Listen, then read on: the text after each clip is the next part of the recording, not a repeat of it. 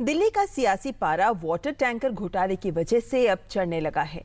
भ्रष्टाचार निरोधक इकाई ने 2 शिकायतों पर जांच शुरू कर दी है। एक दिल्ली सरकार के वाटर टैंकर घोटाले पर रिपोर्ट जिसमें अनियमितता की बात की गई है और दूसरी शिकायत भाजपा विधायक विजेंद्र गुप्ता की है। रिपोर्ट के बावजूद घोटाले के मामले में दिल्ली सरकार द्वारा कोई कदम न उठाए जाने की उन्होंने शिकायत की थी।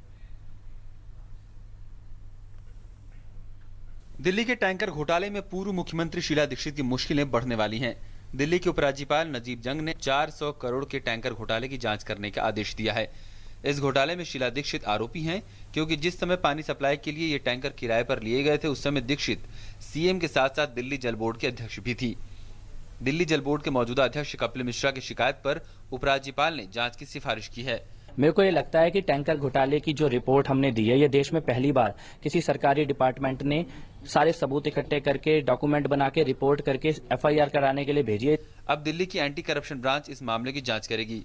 एसीबी का कहना है कि वो घोटाले के हर पहलू की जांच करेगी और जरूरी हुआ तो संबंधित लोगों से पूछताछ भी होगी। Letter has been written by Shri Kapil Mishra ji to honourable LG that they got conducted inquiry by a committee regarding water tanker distribution management system, and they found out there is a scam of around 400 crores in which name of Shri Sheila Dikshit is also there along with other officials of Delhi Jal Board. Vijender Gupta ji, in which he has alleged that this particular report was submitted by Kapil Mishra ji to Arvind Kejriwal ji on 28th August 2015.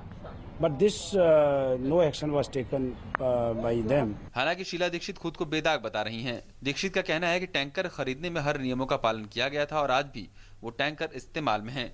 ये दिल्ली के लोगों की सेवा है, घोटाला नहीं। LG के पास भेजा गया ना, उन्होंने जो आवश्यक समझा उसको कर दिया।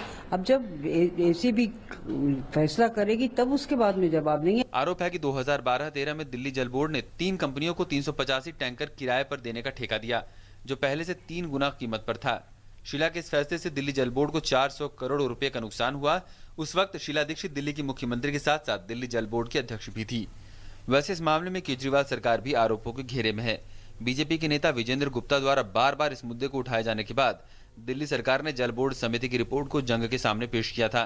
इसके साथ ही जंग ने गुप्ता की उस शिकायत को भी एसीबी के सामने रखा है, जिसमें अरविंद केजरीवाल पर टैंकर घोटाले से जुड़ी समिति की रिपोर्ट को 11 महीने तक दबाकर रखने का आरोप लगाया गया है। अब बीजेपी कांग्रेस के साथ साथ आप को भी निशाने पर ले रही है। अगर आरोपों को सही माना जाए तो जाहिर होता है कि टैंकर के टेंडर में जनता का पैसा पानी की तरह बहाया गया। घोटाले में किस किस को फायदा पहुंचा, इस पर से जांच के बाद ही पर्दा उठने की उम्मीद है। News night desk, DD news.